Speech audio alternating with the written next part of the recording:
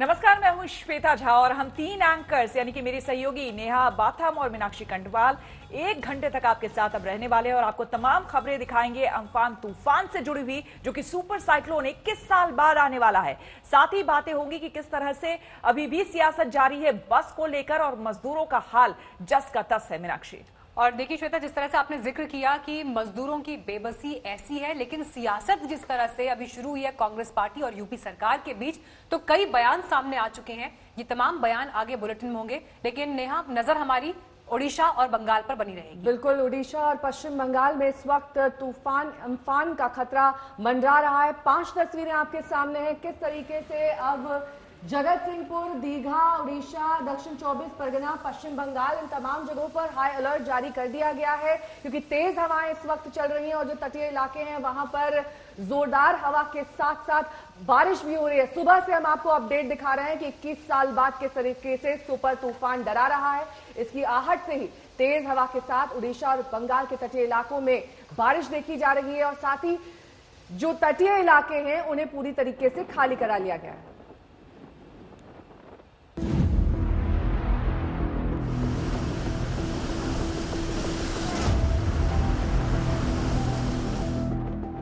समंदर की लहरों का रौद्र रूप सब कुछ बहा ले जाने को उतारू है। करीब 8 फुट ऊंचे घेरे को पार कर लहरें किनारों पर बुरी तरह चोट कर रही हैं।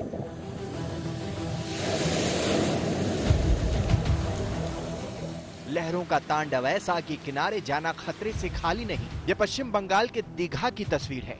अम्फान तूफान का असर यहाँ साफ नजर आ रहा है। जहां एक और तूफान है तो तूफान का उम्फान और उफान है पूरी तरह से इस समय समुद्र में। समुद्र जिस तरह से उफान पर है, लगातार 8 से 10 फुट ऊंची लहरें हैं।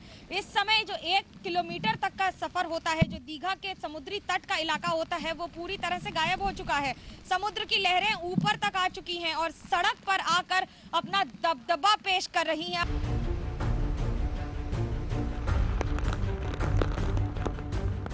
स्थानीय प्रशासन और आपदा राहत का दल लगातार इलाके की निगरानी कर रहा है। बारिश के बीच पेट्रोलिंग गाड़ियां लगातार चक्कर काट रही हैं।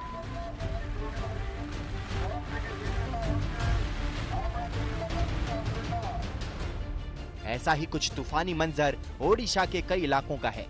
बालासोर के चांदीपुर की इस तस्वीर को देखिए। ओडिशा के भद्रक में भी तूफान से पहले तेज हवाओं के साथ झमाझम बारिश हो रही है।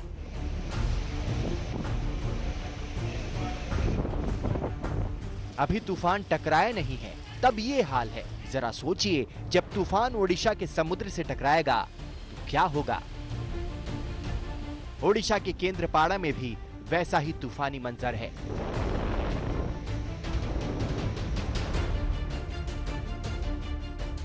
तूफान का असर भुवनेश्वर में भी नजर आ रहा है। यहाँ भी तेज हवाओं के साथ बारिश हो रही है। साइक्लोन अम्फन अब पहले से भी ज्यादा ताकतवर हो चुका है और अपनी गति धीरे धीरे बढ़ा रहा है पश्चिम बंगाल की ओर और उड़ीसा की ओर। पारादीप और सारे तटवर्ती इलाकों में लगातार रात भर बारिश हुई है, तो वहीं पश्चिम बंगाल में दक्षिण बंगाल के सारे जिलों में लगातार रात भर बारिश हुई है। तूफान से क्या नुकसान हो सकता है, उसकी झलक इन तस्वीरों में आप देख सकते हैं। तेज हवाओं से यहाँ कई पेड़ उखड़कर सड़क पर गिर गए।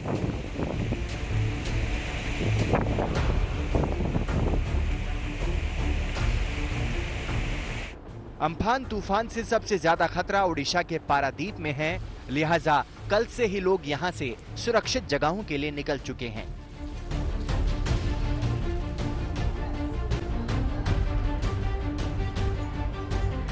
दीघा से मनोज्ञा लोईवाल, भद्रक से इंद्रजीत कुंडू और बालासोर से सुफियान के साथ आज तक ब्यूरो।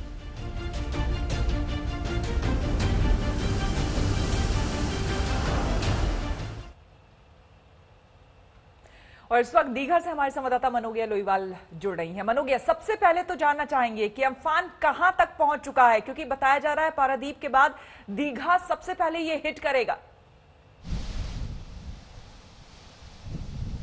बिल्कुल, ये लैंडस्लाइड का इलाका है। दीघा लैंडस्लाइड होगी, जहां इसका मतलब है लैंडफॉल होगा और यही वो इलाका है जहां पर साइक्लोन अम्फान अपना सबसे ज्यादा रौद्र रूप दिखाएगा। अगले कुछ घंटे बहुत ही ज्यादा अहम है, महत्वपूर्ण है और बहुत ही ज्यादा खतरे से भरे भी हैं। जहां एक और तेज हवाएं चल रही हैं तो वहीं अभी लगभग 80 से 100 किलोमीटर दूर है ये साइक्लोन तूफान। चक्रवाती तूफान जिस तरह से बढ़ रहा है, करीब 15 से 20 किलोमीटर प्रति घंटे की रफ्तार से बढ़ रहा है। बारिश लगातार हो रही है, 24 घंटे हो चुके हैं बारिश होते हुए। कई मिलीमीटर बारिश होने की वजह से रास्तों पर पानी भी भर गया है, तो वहीं दूसरी ओर पेड़ गिर रहे हैं सड़कों पर। अधिकतर इलाकों में बिजली की अब कोई व्यवस्था नहीं है, बिजली कट चुकी है क्योंकि कहीं तार गिर गए हैं तो कहीं पोल उड़ गए हैं। और लगातार हो रही ये बारिश सिर्फ आगाज है, अगले कुछ घंटों में आने वाले तस्वीरें आपके पीछे काफी ज्यादा डरा देने वाली हैं और अपना ध्यान भी रखिएगा क्योंकि वहां पर काफी तेज हवा चल रही है, इस वक्त बारिश भी हो रही है। मनोजिया, क्या अपडेट है और तस्वीरें जो पीछे हैं वो हमारे दर्शकों को दिखाएं। मैं इस समय हूँ दीघा के इलाके में। समुद्र से दूर कर दिया गया है सभी को और ये हिदायत दे दी गई है कि समुद्र के आसपास कोई भी न जाए। अपने क्रू की सुरक्षा के लिए, मेरे और कैमरा पर्सन तापस बेरी की सुरक्षा के लिए हमें अब थोड़ी सी दूर आकर समुद्र से अपना ब्रॉडकास्ट करना पड़ रहा है। लेकिन उसके साथ साथ कहीं भी जो आपको दिख रहा है वो देखिए, पेड़ जिस गति से हिल रहे हैं, जिस तेजी से ये पत्ते हिल रहे हैं और जिस तेजी से ये हवा चल रही है, ये अपने आप में बयां कर रही है कि आने वाले कुछ घंटों में किस कदर बारिश हो रही है, तेज हवाएं चलेंगी। 100 किलोमीटर प्रति घंटे की रफ्तार से इस समय हवाएं चल रही हैं और अगले कुछ घंटों में ये और ज्यादा तेज होंगी। जिस तरह से चक्रवाती तूफान अपनी गति को बढ़ा रहा है, साथ ही साथ अपनी ताकत को बढ़ाकर इस तरह से समुद्र तट के पूरे इलाकों में जहां एक और बारिश हो रही है तो वहीं कहर बरपा रहा है। बिल्कुल मनोजिया, तस्वीरें जो हम देख पा रहे हैं उससे संकेत तो जरूर समझ में आ रहे हैं कि वहां पर अभी हालात कितने जो है तनावपूर्ण और कितने मुश्किल भरे हैं। और जिस बात की जानकारी आपने दी, 21 सालों बाद ये ऐसा तूफान आ रहा है, वहां पर सुपर साइक्लोन इसे कहा जा रहा है। मनोजिया, हालांकि तटीय इलाकों के लिए कोई नई बात नहीं है इस तरह के तूफान आना, लेकिन फिर भी जो दर्शक हमारे साथ जुड़े, अगर आप उनके लिए शेयर करें कि अमूमन ऐसे समय में लोग किस तरह की प्रिकॉशंस लेते हैं और आम जिंदगी पर ये तूफान कितना बड़ा असर डालता है। बहुत बड़ा असर करता है। 99 का सुपर साइक्लोन जो था उसने उड़ीसा की रंगत बदल दी थी, इतनी तबाही मचाई थी कि वहां हालात खराब हो गए थे। 20 वर्षों बाद जब साइक्लोन फोनी आया तो उड़ीसा ने अपनी पुरानी शिक्षा को फिर से एक बार दोहराया और उसके चलते पूरी में फोनी से जितना नुकसान हुआ उसे कम से कम किया जा सका। लेकिन इस समय पश्चिम बंगाल और उड़ीसा दोनों एक ओर जहां कोविड-19 की महामारी से एक ओर जूझ रहे हैं तो वहीं दूसरी ओर लड़ाई है इस तूफान से। एक ऐसा प्रकृति का प्रकोप जिसमें ये समझना मुश्किल होगा कि अगले कुछ घंटों में कितनी तेज हवा बहेगी, कितनी तेज ये तबाही करेगा। जिस तरह से IMD ने कहा है कि आने वाले कुछ घंटों में अगर इसकी गति बढ़ी, इसकी स्पीड बढ़ी, जो करीब 150 किलोमीटर से 200 किलोमीटर प्रति घंटे की रफ्तार हो सकती है, जिसे सुपर साइक्लोन का दर्जा दिया गया है। हालांकि अभी इसकी गति 200 किलोमीटर से कम है, लेकिन तबाही का मंजर क्या होगा। तटीय इलाकों की सबसे बड़ी समस्या होती है कि वहाँ छोटी दुकानें होती हैं, तो आसपास जो टूरिस्ट स्पॉट्स होते हैं उनमें टीन की छतें होती हैं जिनके उड़ने की संभावना होती है और उसके बाद उनमें रखा सामान भी उड़ता है। हवा होती है, तेज लहर होती है और जब इन लहरों की थपेड़े पड़ती हैं तो आसपास कुछ भी नहीं रहता है। जैसा पुरी का हाल पिछले साल हुआ था, अगर ये उसी गति से आया तो आने वाले कुछ घंटों में काफी तबाही मचाएगा। बिल्कुल मनोजिया, बहुत बहुत धन्यवाद आपका तमाम जानकारी के लिए। आगे भी आपसे हम जानकारी लेते रहेंगे, लेकिन आपको बता दें सुपर साइक्लोन के आने की आहट अभी से देखने को मिल रही है। ये आपको 5 हम तस्वीरें दिखा रहे हैं, इसमें आप देख सकते हैं कि किस तरह से तेज हवाएं चल रही है। बताया जा रहा है कि 185 से 200 की रफ्तार से हवाएं यहां पर किलोमीटर प्रति घंटे की रफ्तार से यहां पर बहेंगी और यहां पर बताया जा रहा है कि देखिए कई ऐसे इलाके हैं, तटीय इलाके हैं जहां से कोरोना की मार के बीच भी कई ऐसे लोग हैं जो कि यहां से हटना नहीं चाह रहे हैं। मीनाक्षी, ये एक बहुत बड़ी समस्या है। और देखिए श्वेता, ये फिलहाल अभी ट्रेलर है, जिस बात का जिक्र मनोजिया भी कर रही थी कि हमें इंतजार करना होगा कि अब कैसे अगले 1 घंटे में तस्वीर बदलती है, लेकिन प्रशासन भी नया पूरी तरह से मुस्तैद दिखता है। बिल्कुल, NDRF की टीमें तैनात कर दी गई हैं और जैसा कि जानकारी भी मिल रही है, वहां पर जो तटीय इलाके हैं वहां पर सभी को सुरक्षित स्थानों पर ले जाया गया है। लेकिन चुनौती बहुत बड़ी है क्योंकि एक तरफ राज्य जो है वो कोरोना से निपटने के इंतजाम कर रहा है, ऊपर से अब यहाँ पर महातूफान की मार है। राज्य सरकार अलर्ट मोड पर तो है, लेकिन चुनौती ये है कि अगर बहुत ज्यादा तेजी से, जैसा कि अनुमान लगाया जा रहा है 150 किलोमीटर से 200 किलोमीटर प्रति घंटे की रफ्तार से तूफान हिट कर सकता है, अगर उससे भी ज्यादा इसकी स्पीड रही तो तबाही बहुत ज्यादा होगी। আমফান ঝড় আসছে আমরা নিকারিঘাটা পঞ্চায়েতের পক্ষ থেকে। अम्फान तूफान क्या रंग दिखाएगा किसी को पता नहीं, लेकिन खतरे वाले शहरों में नुकसान को रोकने के लिए प्रशासनिक चौकसी कल से नजर आ रही है। ये पश्चिम बंगाल उत्तरी 24 परगना के विधान नगर की तस्वीर है। आधी रात को पुलिस और स्थानीय प्रशासन की टीम लोगों को आगाह करने पहुंची।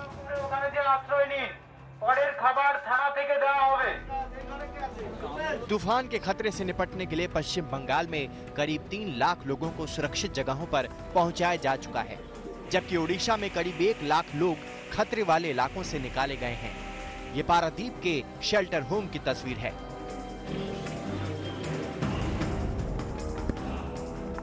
चक्रवाती तूफान अम्फान का सबसे ज्यादा खतरा पश्चिम बंगाल के 7 और ओडिशा के 6 जिलों में है।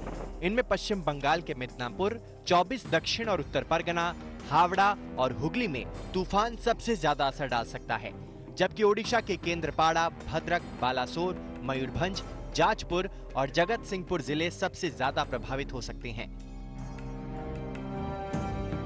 तूफान के खतरे से निपटने के लिए कोस्ट गार्ड और प्रशासन ने ऐसी तैयारियां की हैं ताकि नुकसान कम से कम हो।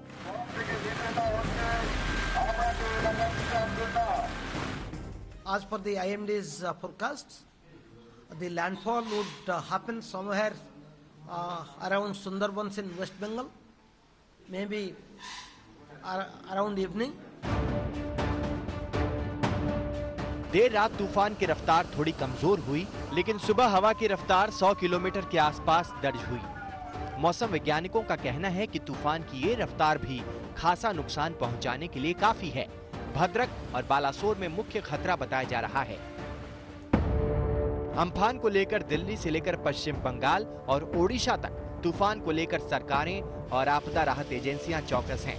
तूफान के लिए अगले कुछ घंटे अहम बताए जा रहे हैं। दीघा से मनोज्ञा लुईवाल के साथ आज तक ब्यूरो।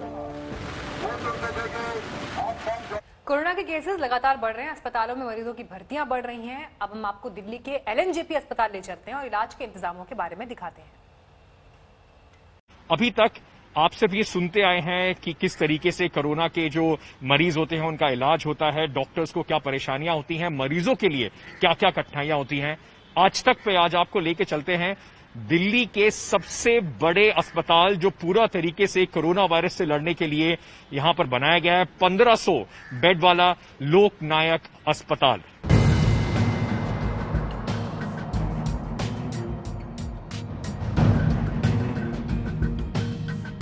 आज तक के रिपोर्टर अंकित त्यागी लोकनायक जयप्रकाश हॉस्पिटल के अंदर जाते हैं, ये देखने के लिए कि कैसे कोरोना के मरीजों का इलाज किया जाता है। अस्पताल में एंट्री से पहले हाथों को सैनिटाइज किया जाता है।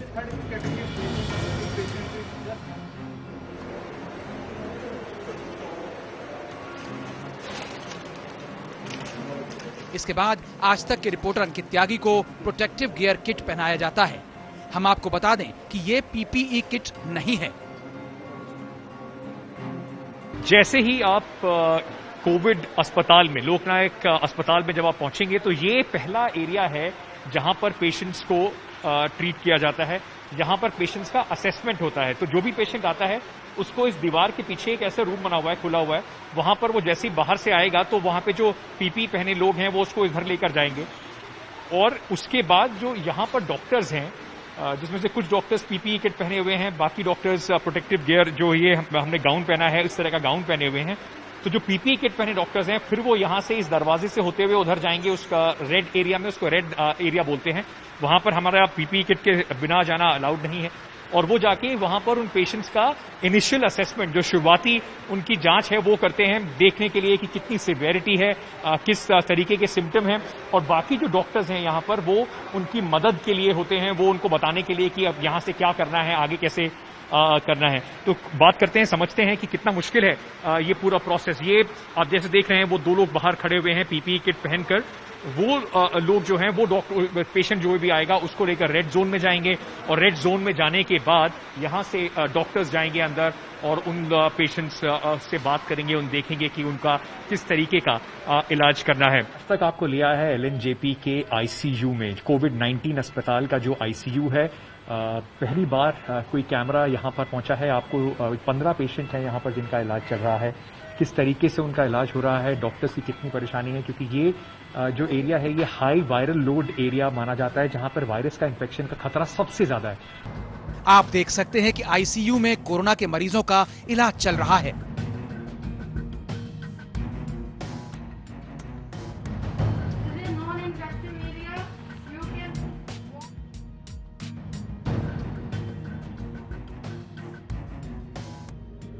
ठीक है, आप बेहतर लग रहा है जी? बहुत अच्छा ट्रीटमेंट हुआ। मैं बहुत बुरी हालत में आई थी, तो बहुत अच्छा मेरा सांस का वो भी नहीं लगा हुआ, ऑक्सीजन। हाँ। कितने दिन पहले आए थे आप यहाँ पे? 15 दिन हो गए। 15 दिन। अभी ठीक लग रहा है आपको? हाँ, अभी ठीक है, बस रिपोर्ट आने का इंतजार है। तो आपने देखा कि किस तरह से एलएनजेपी अस्पताल के डॉक्टर दिन और रात कोरोना के इलाज में जुटे हुए हैं और मरीजों को ठीक करके उनके घर भेज रहे हैं। अंकित त्यागी, दिल्ली आज तक।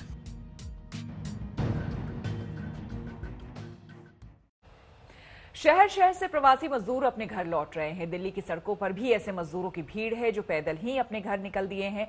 मजदूर हों या फिर प्रवासी छात्र, लॉकडाउन ने सबकी मुश्किलें बढ़ा दी है। छात्रों का कहना है कि घर से पैसे मंगवाकर उन्हें 5000 में बस का टिकट लेना पड़ा। देखिए दिल्ली की सड़कों का हाल।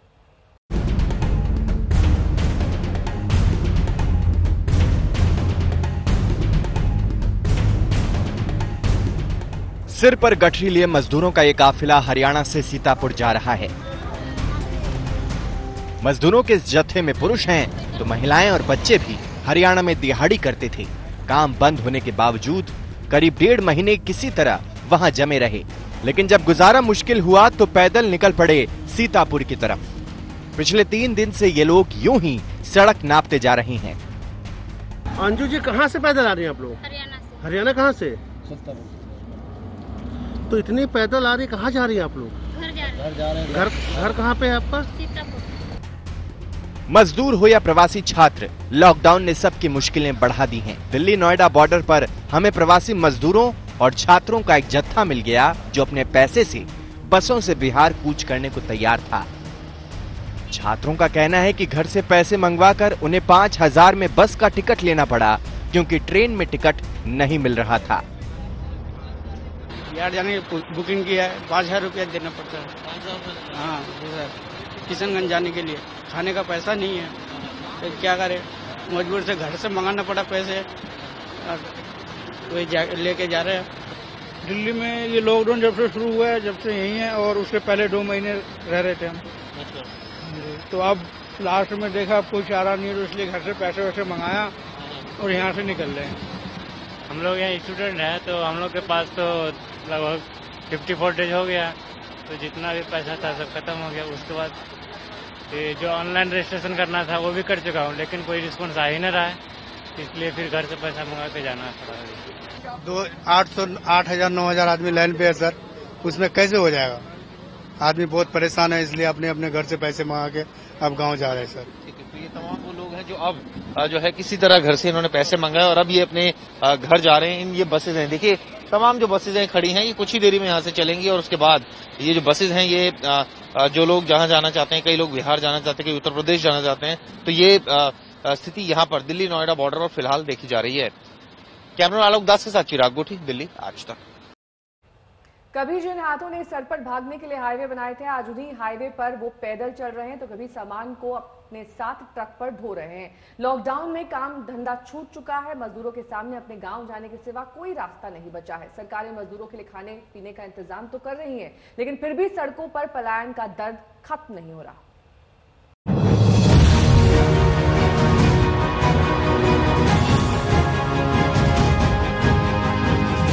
कहते हैं जान है तो जहान है, लेकिन जान बचाने के लिए मजदूर जान जोखिम में डालने से भी नहीं चूक रहे। घर पहुंचने की ललक में प्रवासी मजदूर खुले ट्रक में इस तरह बैठकर सफर करने से भी बाज नहीं आ रहे। ये तस्वीर कानपुर से फतेहपुर के बीच की है। ये सभी मजदूर बंगाल के मालदा जिले के रहने वाले हैं। ज्यादातर दिल्ली के ओखला में राजमिस्त्री और मजदूरी का काम करते थे, पर अब न काम है और न ही पैसा। इस ट्रक में कम से कम 200 बंगाली प्रवासी मजदूर हैं, दिल्ली से ट्रक में भर कर ले जा रहे हैं। हमको कुत्ते की तरह मरना पड़ेगा यहाँ पे, एक कुत्ते की तरह तो हमको भागना पड़ता है। रोड में जाता है तो पुलिस वाला भगाते हैं। 2 दिन में हम लोग 4-5 घंटा जंगल में रहा है, कोई रात नहीं मिल रहा है। पुलिस वाला जही भी देख रहा है वही से भगा रहे हैं। ऐसे भूखे मरेंगे तो डर करके करेंगे क्या? जैसे भूखे मर रहा हूँ तो डर करके करेंगे। भूख अगर पेट भरा रहेगा तो डर नहीं है हमारा। घर जाएंगे कोई टेंशन नहीं है हमारा, घर में जाके मरेंगे। मजदूरों की बेबसी की तस्वीर पूरे देश से आ रही है। झांसी स्टेशन में जब श्रमिक एक्सप्रेस रुकी तो भूखे मजदूर प्लेटफॉर्म पर बिस्किट और चिप्स के पैकेट पर टूट पड़े। ये एक नजर में अपराध हो सकता है, लेकिन जरा मजदूरों के हाल को भी समझना होगा। ऐसी दर्द भरी दास्तान इन दिनों बिखरी पड़ी है। मजदूरों की बेबसी का दृश्य रोंगटे खड़े कर रहा है।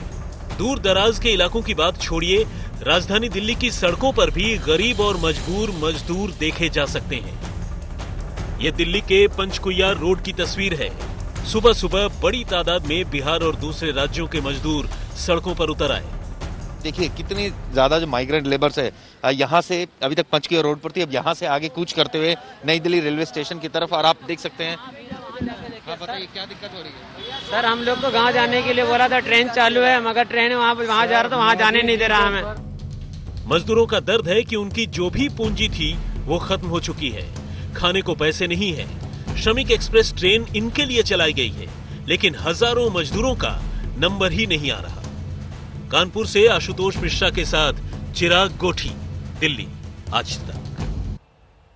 तो आपने देखी कि कतारों में बसें खड़ी हैं बॉर्डर एरियाज में, लेकिन ये बसें आज नहीं बल्कि कल से ही खड़ी है। लेकिन सियासत अब भी इस पर जारी है। भले ही मजदूर हजारों किलोमीटर पैदल जा रहे हैं, लेकिन सियासत का खेल ऐसा है कि बस खड़ी रहेगी, तमाशा चलता रहेगा। नेहा, बिल्कुल, यूपी में कांग्रेस की बस पर बवाल दिल्ली से लखनऊ और भरतपुर से नोएडा तक जारी है। प्रियंका के सचिव ने 4 बजे तक इंतजार करने की बात कही है, लेकिन मीनाक्षी गौरतलब बात यह है कि कल ही लिस्ट में गड़बड़ी पाई गई थी। बसों के चेसिस नंबर की जगह 2 व्हीलर 3 व्हीलर के इसमें नंबर लिखे हुए थे, और ये बात जब सामने आई उसके बाद बवाल मच गया। अब देखिए, बस बेशक अभी तक अपनी जगह से हिल तक ना पाई हूं, लेकिन सियासत का खेल खूब चल रहा है। अब कांग्रेस की रायबरेली वाली विधायक ही पार्टी को खरी खोटी सुना चुकी है।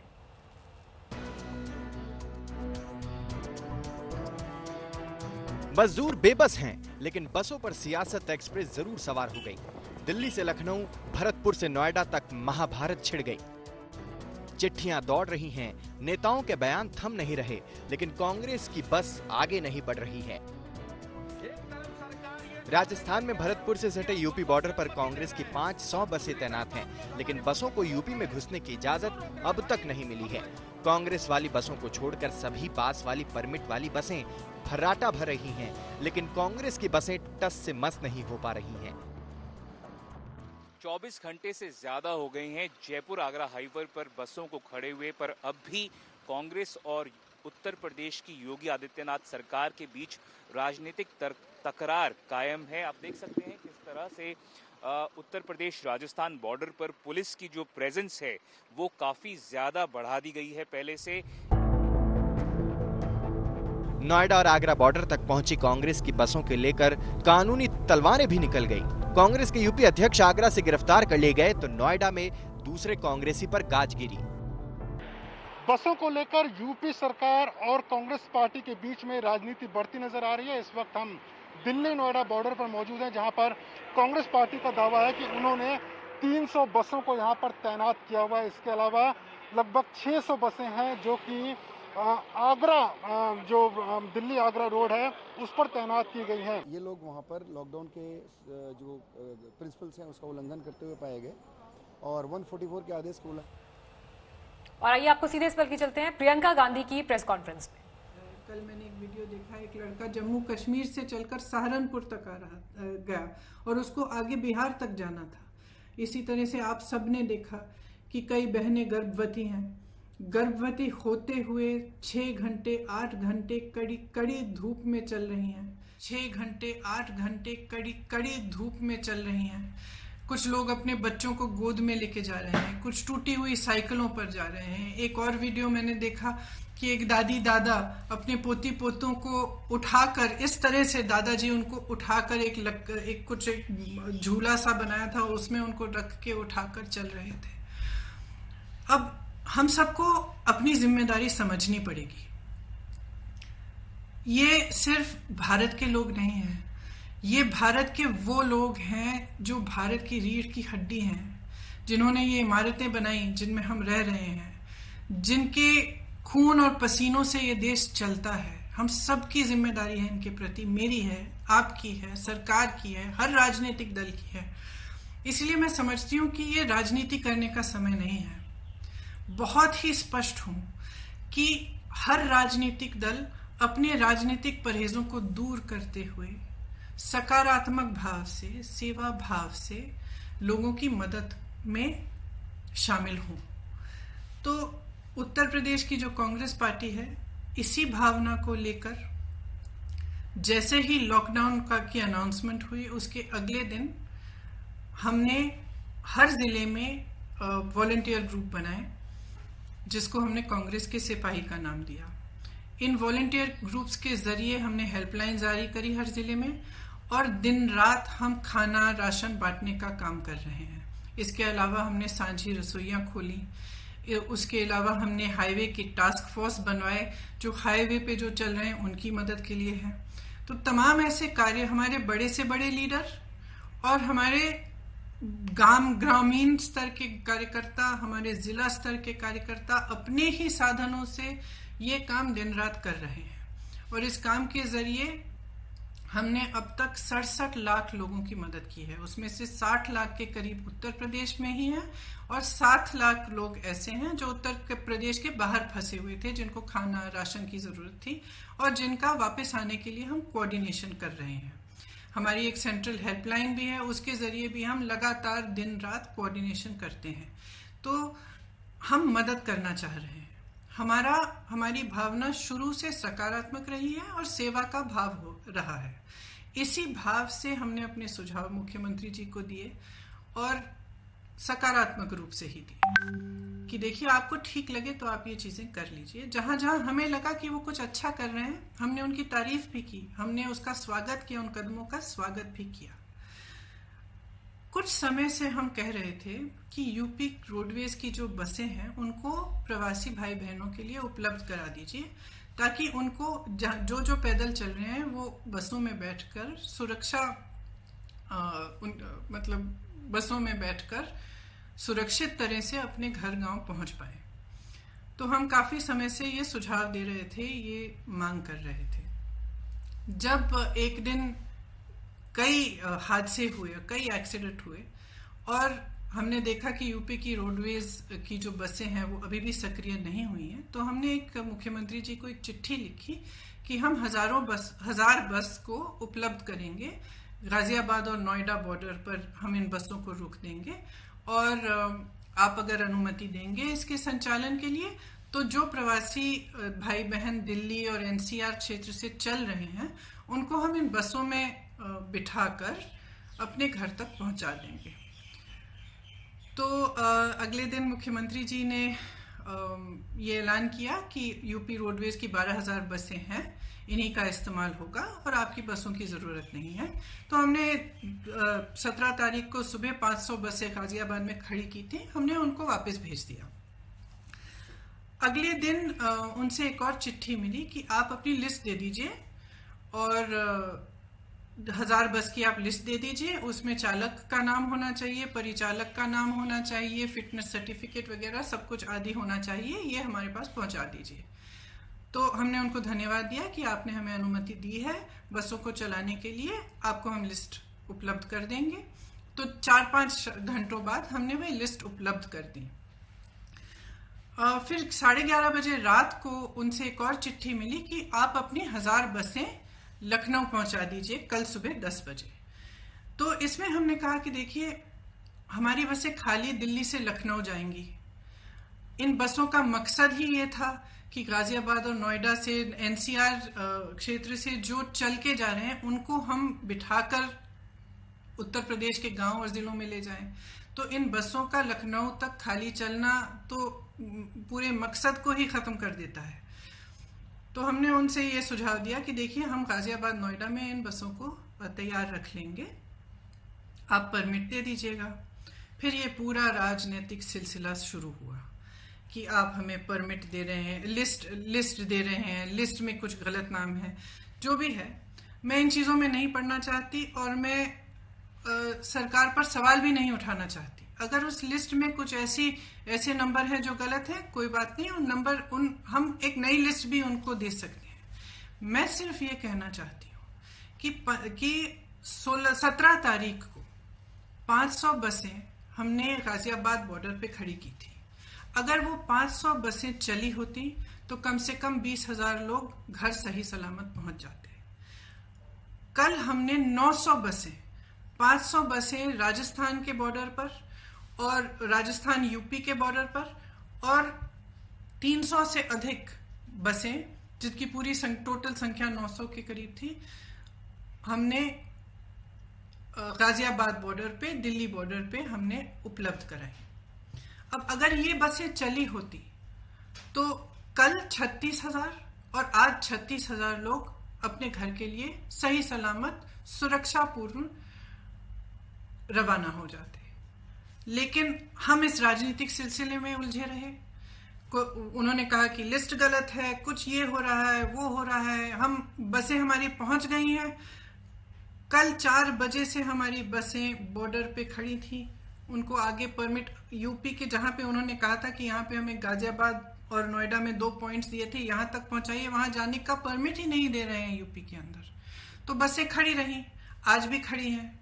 अब मैं सिर्फ ये कहना चाहती हूँ कि देखिए, 4 बजे 24 घंटे हो जाएंगे कि ये बसें उपलब्ध हैं। अगर आपको इस्तेमाल करनी है तो इस्तेमाल करिए, हमें अनुमति दीजिए। आपको भाजपा के झंडे लगाने हैं, इन पे अपने भाजपा के स्टिकर लगाने हैं तो बेशक लगाइए, बेशक लगाइए। आपको अगर कहना है कि आपने उपलब्ध कराई है तब भी कराइए, लेकिन इन बसों को चलने दें। क्योंकि जब तक हम इस राजनीतिक उलझन में पड़े रहे हैं ना, जब तक आप अजीब अजीब से बयान दे रहे हैं और तमाम इश्यूज उठा रहे हैं, तब तक हम कम से कम 92,000 लोगों को घर पहुंचा सकते थे। और वही 92,000 लोग आज धूप में चल रहे हैं, उनके सामने तमाम मुसीबतों को झेलते हुए चल रहे हैं। तो मैं सिर्फ मुख्यमंत्री जी से ये आग्रह करना चाहती हूँ, हमारी बसें वहां पे 4 बजे तक खड़ी हैं, आपको इस्तेमाल करनी है तो आप हमें परमिट दीजिए, अनुमति दीजिए कि हम उनका संचालन कर सकें। अगर आपको नहीं इस्तेमाल करनी है तो भी कोई बात नहीं, हम उनको वापस भेज देंगे। हमने 3 दिन पहले भी वापस भेज दिया था 500 बसों को, हम वापस भेज देंगे।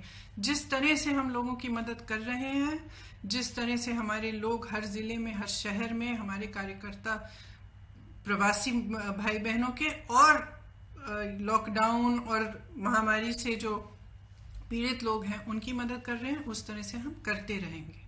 हमें कोई परवाह नहीं है कि आपकी बसें हैं या हमारी बसें, हम सिर्फ एक सेवा भाव से मदद करना चाह रहे थे। तो मैं कहना चाहती हूँ अपने खास तौर से अपने प्रवासी भाई बहनों से जो इस संकट में हैं और जो पैदल चल के जा रहे हैं, कि कांग्रेस का एक एक कार्यकर्ता, एक एक नेता आपके साथ है। आप उत्तर प्रदेश के जिस जिले से, जिस शहर से गुजरेंगे,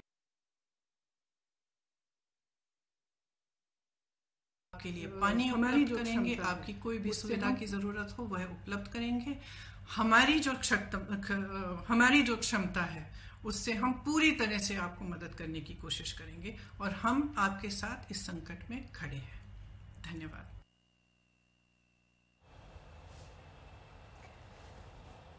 प्रियंका गांधी को सुन रहे थे आप। उनका साफ तौर पर यह कहना था कि सियासत के बीच ये बसें फंस गई हैं, मजदूर अब भी जो है वो जूझ रहे हैं सड़कों पर। कई गर्भवती महिलाएं हैं, कई ऐसे मजबूर मजदूर हैं जो अब भी पलायन कर रहे हैं, लेकिन सड़क का रास्ता पैदल नाप रहे हैं। ऐसे में जरूरत है कि इस राजनीति से हम आगे बढ़े, एक दूसरे पर जो आरोप प्रत्यारोप का दौर है वो खत्म करें और इन बसों के लिए रास्ता साफ करें। मीनाक्षी, बिल्कुल, लेकिन देखना ये होगा कि 4 बजे तक की जिस डेडलाइन का जिक्र प्रियंका गांधी अपने इस प्रेस कॉन्फ्रेंस में कर रही थी, अब वो 4 बजे का समय बीतने में लगभग 15 मिनट ही बाकी बचे हैं, तो अब यहाँ से आगे क्या और क्या रिस्पांस यूपी सरकार की तरफ से आता है, ये देखना होगा।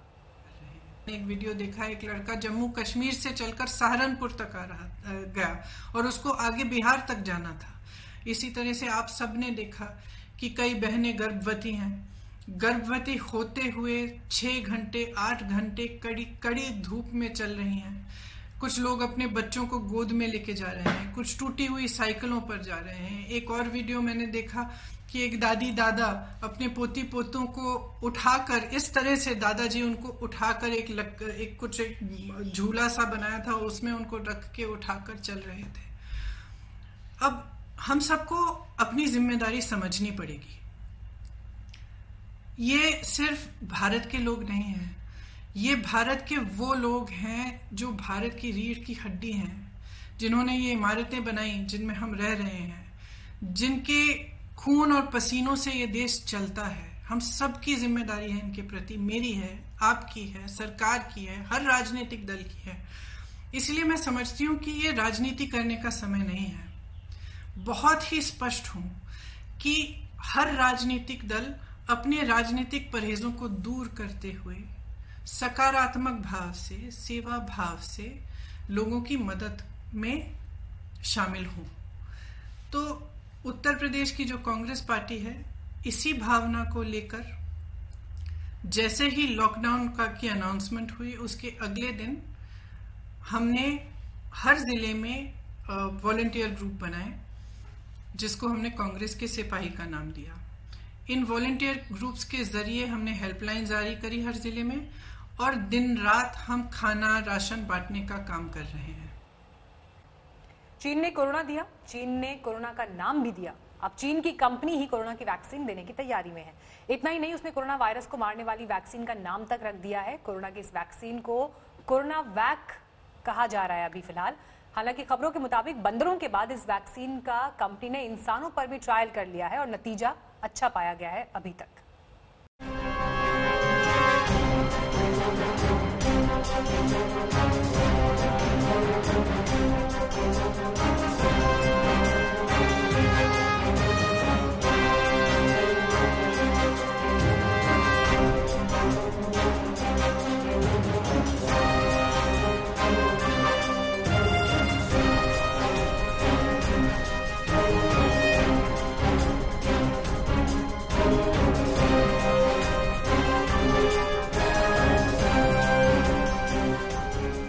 किसी भी वैक्सीन या दवा को इंसानों पर इस्तेमाल करने से पहले इन्हीं बंदरों पर उसे आजमाया जाता है। ये इनकी मजबूरी भले हो, मगर मजबूरन ही सही इंसानों पर आने वाले खतरे को पहले इन बेजुबानों ने अपने ऊपर लिया है, ताकि इंसान महफूज रह सके। आज फिर कोरोना महामारी के इस दौर में इन बंदरों ने हम पर करम किया है और ये कोरोना वायरस से मायूस होती दुनिया के लिए राहत की खबर लाए।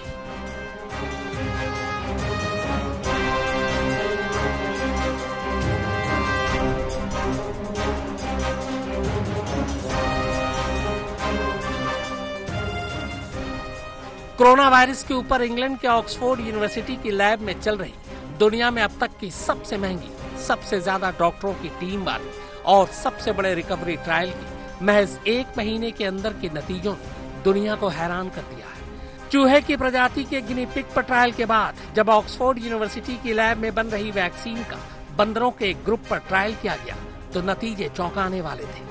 रिपोर्ट में बताया गया है कि बंदरों में कोरोना वायरस छोड़े जाने से पहले वैक्सीन का टीका लगाया गया था। इस दौरान पाया गया कि 14 दिनों के अंदर ही वायरस के खिलाफ 6 बंदरों के शरीर में एंटीबॉडी विकसित हो गई, जबकि कुछ बंदरों में एंटीबॉडी विकसित होने में 28 दिन लगे।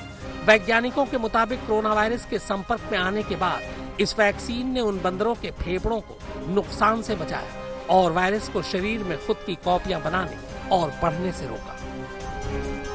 कोरोना वायरस का रिसस मंकीज पर किया है। ये स्पेशल तरह के मंकीज होते हैं जो ह्यूमन इम्यून सिस्टम से, उनका इम्यून सिस्टम बहुत ज्यादा मिलता जुलता होता है और इसकी वजह से जो इन पर रिसर्च होती है वो बहुत ही करीब तरीन होती है ह्यूमन एंटीजन एंटीबॉडी सिस्टम के। और फर्स्ट फेज ट्रायल के बाद ये पता चला कि इससे जो इम्यूनिटी बनी उन बंदरों में वो इम्यूनिटी बहुत अच्छी थी और वो वैक्सीन के लायक लेबल की जाने वाली थी। और उसके बाद इन्होंने फर्स्ट फेज जो ट्रायल्स किए हैं, करीब इन्होंने 1000 से ज़्यादा वॉलंटियर्स जमा किए हैं और उनमें ये ट्रायल्स किए हैं।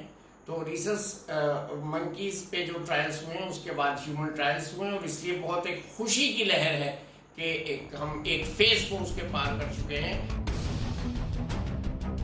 यकीनन बंदरों पर हुए इस ट्रायल को बड़ी कामयाबी माना जा रहा है, क्योंकि लैब से निकलकर बाजार पहुंचने के बीच एक वैक्सीन को तमाम ट्रायल से होकर गुजरना पड़ता है। इनमें से एक अहम हिस्सा है जानवरों पर ट्रायल। किसी भी दवा के क्लिनिकल ट्रायल के लिए सबसे पहला प्रयोग गिनी पिग चूहे पर किया जाता है और अगर वो कामयाब हो जाता है तब फिर यह ट्रायल बंदरों पर होता है और उसमें कामयाबी मिलने के बाद ही इसे इंसानों पर टेस्ट किया जाता है। फिर कहीं जाकर कोई दवा या वैक्सीन बाजार में आती है। अच्छी बात यह है कि इंग्लैंड में चल रहा ये ट्रायल कई चरणों को पार कर चुका है और अब इंसानों पर इसका टेस्ट किया जा रहा है।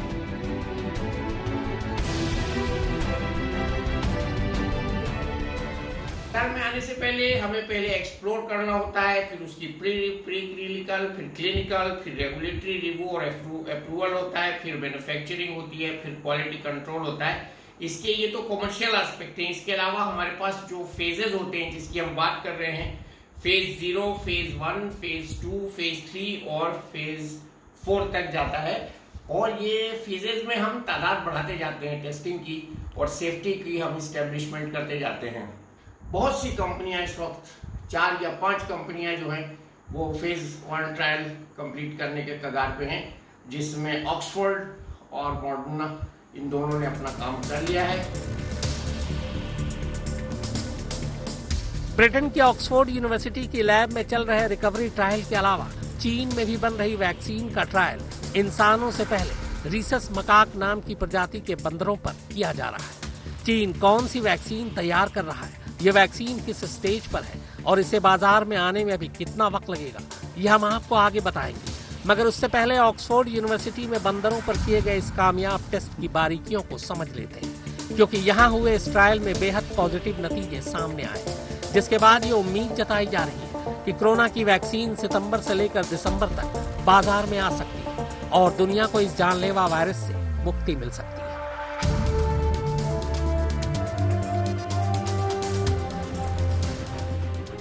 कुछ खास प्रजाति में खास वायरस होते हैं, यानी ये किसी एक खास सेल में ही रह सकते हैं। आमतौर पर ये एक प्रजाति से दूसरे में नहीं जाते हैं। अगर जाते भी हैं तो उसके जिस्म के सेल के हिसाब से खुद को बदलना पड़ता है। साथ ही एक ऐसी आबादी खोजनी होती है जिसमें वायरस से लड़ने की प्रतिरोधक क्षमता न हो, जैसे अभी कोरोना वायरस का इंसानों में इन्फेक्शन।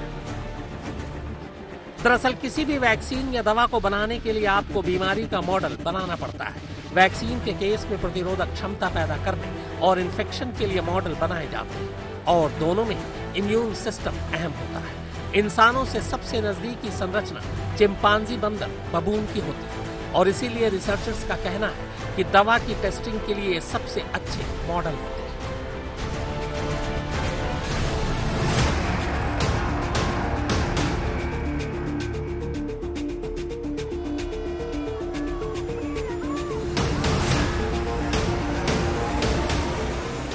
माना जाता है कि कुछ जानवरों में जेनेटिकली इंसानों जैसा ACE2 रिसेप्टर होता है, यानी जहां से शरीर में वायरस की एंट्री होती है और ऐसे जानवरों में बाहर से भी इन्फेक्शन को डाला जा सकता है ताकि उनसे लड़ने वाली वैक्सीन का उन पर टेस्ट किया जा सके।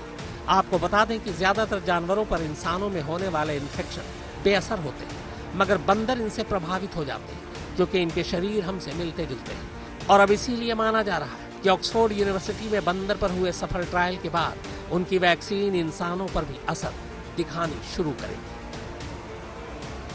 हिमांशु मिश्रा और फारूक माब हैदर के साथ शम्स ताहिर खान, आज तक।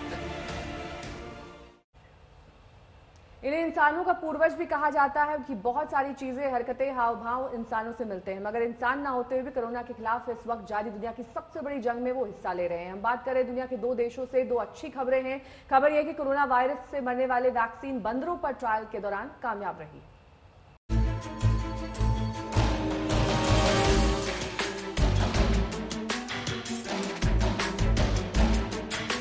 पहली बार ऐसा हुआ है कि कोरोना वायरस को लेकर बनाई जा रही कई वैक्सीन ने बंदर को कोरोना के संक्रमण से बचाया है।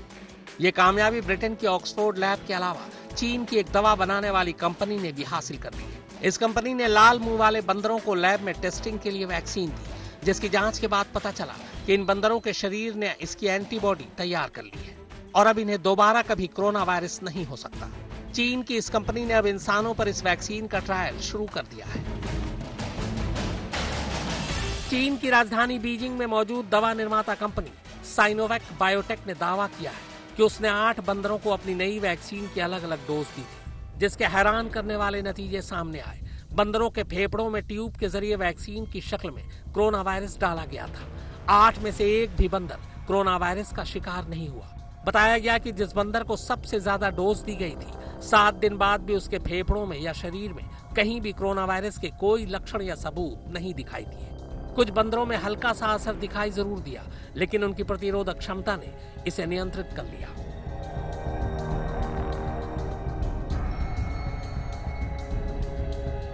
साइनोवैक ने बंदरों पर किए गए परीक्षण के बाद वैक्सीन की रिपोर्ट जारी की है। बंदरों पर आए हैरत अंगेज नतीजों के बाद कंपनी ने इंसानों पर भी ट्रायल की शुरुआत कर दी और उम्मीद जताई जा रही है कि ये वैक्सीन इंसानों पर भी अच्छा असर करेगी। साइनोवैक बायोटेक को अपनी इस वैक्सीन के कामयाब होने का इतना यकीन है कि उसने बड़े पैमाने पर इसके उत्पादन की तैयारी अभी से शुरू कर दी है। हालांकि कोरोना की वैक्सीन को लेकर भले ही इस कंपनी ने अपने पत्ते न खोले हों, मगर इसने अभी से दुनिया भर की कंपनियों से इस वैक्सीन के लिए साझेदारी पर बातचीत शुरू कर दी है।